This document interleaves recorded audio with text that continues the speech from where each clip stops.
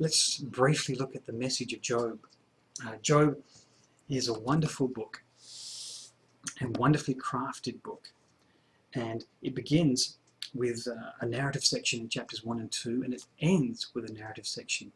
And in the middle you have these dialogues between Job and his friends, and then his younger friend, and then God comes on the scene in the dialogues. But the narrative in chapter 1 and 2 sets up the story. And the first 5 verses of the book basically introduce us to Job and reinforce to us that this man Job was a very godly man. In fact, he was the most righteous man of the time.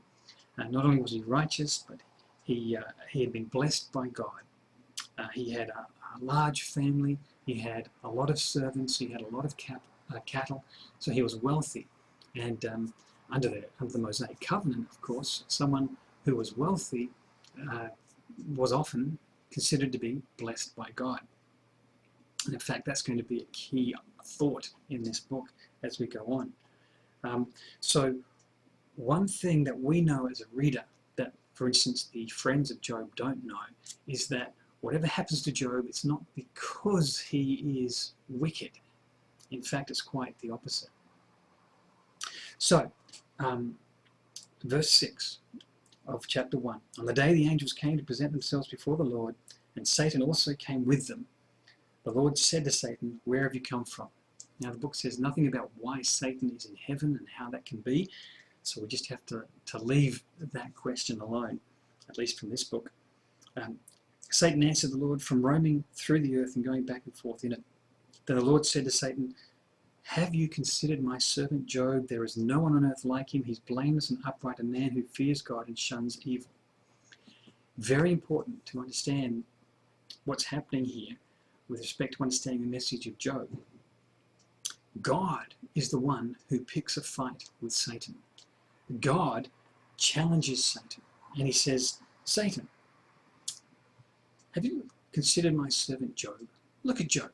He's a righteous man who shuns evil. He's an example of my grace. Satan, in your face." Satan replies in verse 9, "Does Job fear God for nothing?" Satan replied, "Have you not put a hedge around him, his household, and everything that he has? You've blessed the work of his hands so that his flocks and herds are spread throughout the land, but stretch out your hand and strike everything he has, and he will surely curse you to your face." What Satan is doing there is what Satan always does, what he did in Genesis chapter 3. He accused God of basically being a sugar daddy. He accused God of not being worthy of being worshipped. He says, "The only reason, God, that Job serves you is because you have paid him off. If you withdrew all the blessings from his life, he wouldn't serve you anymore, he wouldn't worship you anymore. You can't get people to worship you unless you do good things for them." That's Satan's accusation. And so God says, "Okay, you're on. Take away his blessings, but just don't touch his life." And so Satan goes out from the presence of the Lord and brings calamity upon Job. And the way it's structured is that before one messenger finishes telling Job about a disaster, another messenger comes and tells Job about another disaster. And so it's disaster after disaster. His flocks are devastated one after the other, and then ultimately news comes that his children have all perished as well. Verse 20, "At this Job got up and tore his robe and shaved his head. Then he fell to the ground in worship, and he said, 'Naked I came from my mother's womb, naked I will depart. The Lord gave, and the Lord has taken away. Blessed be the name of the Lord.' And in all this Job did not sin by charging God with wrongdoing." It's round 1 of the fight between God and Satan, and Job knows nothing of this, which is important to know, to realize. But after round 1, God wins. Satan has afflicted Job with all kinds of calamity, but Job does not curse God. So, in chapter 2, Satan comes again before God, and God again provokes Satan.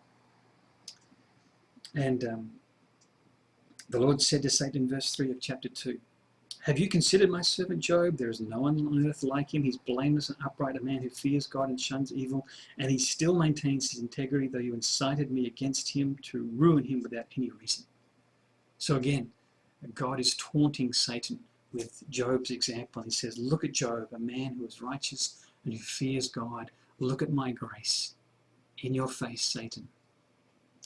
Satan says in verse 4, skin for skin, Satan replied. A man will give all he has for his own life, but stretch out your hand and strike his flesh and his bones, and he'll curse you to his face.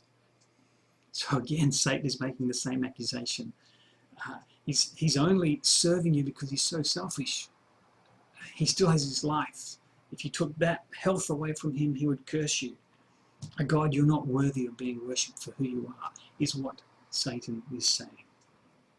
So the Lord allows Satan to strike him with a terrible illness.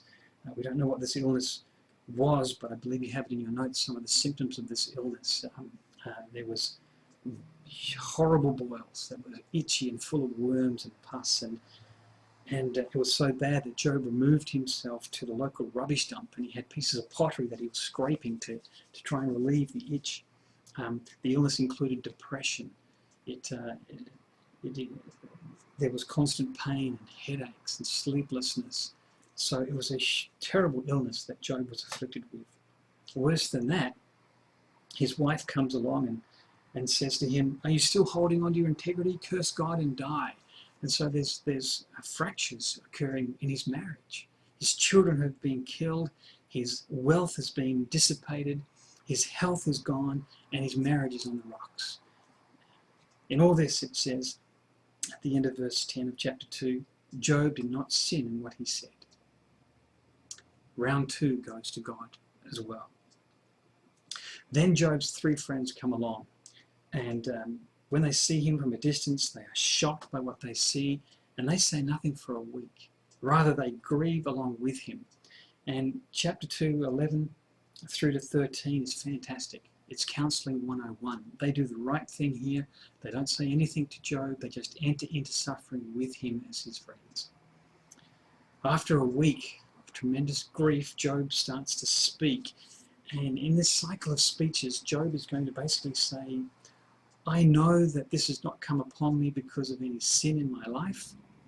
God has painted a target on my chest and is shooting arrows at me. I wish I'd never been born. However, in saying that kind of thing, Job doesn't accuse God, as it were, or curse God, declare his independence from God. He still holds tenaciously to his faith. And in fact, he says on numerous times, I want God to show up. I want to have my day in court with God to protest and prove my innocence. So he's still maintaining his relationship with God. He's just struggling to make sense of what has happened, and he's grieving out loud. His 3 friends can't stand hearing what Job is saying, because they're of the mentality, if you do the right thing by God, then God will bless you. If you do the wrong thing by God, he will curse you. Therefore, if you are cursed, you have done the wrong thing by God. And each of them say that in turn to Job, and Job responds to them by saying, you guys are useless friends. Then you have the speech of God at the end. After you have all this banter going on for who knows how long, Job constantly asks once God to show up, and then all of a sudden, God does show up. He shows up in chapter 38. Then the Lord answered Job out of the storm. And this is what he says to Job. He says, who is this that darkens my counsel with words without knowledge? Brace yourself like a man. I will question you, and you shall answer me. And so what God is going to do in chapter 38, chapter 39, is harangue Job with a whole series of questions about the universe and about the earth. Where were you when I laid the earth's foundation? Tell me if you understand. Who marked off its dimensions? Surely you know, Job. Who stretched a measuring line across it? On what were its footings set, or who laid its cornerstone? Well, the morning stars sang together, and all the angels shouted for joy. And he goes through the creation of the earth. He goes through the created realm in terms of the animals and who looks after them. And he asks Job, were you there? How does this happen? Do you know? The way you've been going on, Job, sounds like you do. At the end of it, chapter 40, The Lord said to Job, will the one who contends with the Almighty correct him? Let him who accuses God answer him. Nowhere in all of God's speech does God relate to Job what has been happening in heaven between him and Satan. Job will never know that. What God is contending with Job is, well, where are you with respect to your knowledge on the universe and how I create it and how I sustain it? Job answers, I am unworthy, chapter 40, verse 4. How can I reply to you? I put my hand over my mouth. I spoke once, but I have no answer. Twice, but I will say no more. But God hasn't finished with Job yet. He says, brace yourself like a man. I will question you and you will answer me. And on he goes again in chapters 40 and 41 with more questions about the created realm and about the way that God sustains his earth. Chapter 42, Job replies again. He says, I know you can do all things. No plan of yours can be thwarted. You asked, who is this that obscures my counsel without knowledge? Surely I spoke of things I did not understand, things too wonderful for me to know. You said, listen now, and I will speak. I will question you, and you shall answer me. My ears have heard of you, but now my eyes have seen you. Therefore I despise myself, and I repent in dust and ashes. So what has been going on? Well, I think this is what's been going on. God has been questioning Job because Job, in his grief, has been wanting a day in court. He's been wanting to prove to all and sundry that he has been innocent. He wants to know the why of his suffering. And God says to him, basically, Job, if you can't understand something as basic to me as the creation of the world and the sustaining of the world, how on earth do you think you're going to be able to understand the why of suffering? If you can't understand basic algebra like 1 + 1, how do you think you can understand calculus? You can't. What you can do is trust me. What you can do is understand that I know what I am doing, and I have good reasons for doing what I do, and that I can be trusted and that I am a good God. That's what you can know. And that's why he says, Job says, surely I spoke of things I did not understand, things too wonderful for me to know. I spoke of stuff. I wanted to know things I can't possibly. I don't have the capacity to know the answer to the questions that I was asking. And so the great answer to the why of suffering in the book of Job is not a why at all, it's a who. The message of the book of Job seems to be that God can be trusted in all of our life, even though often we will not understand why certain things happen the way that they do.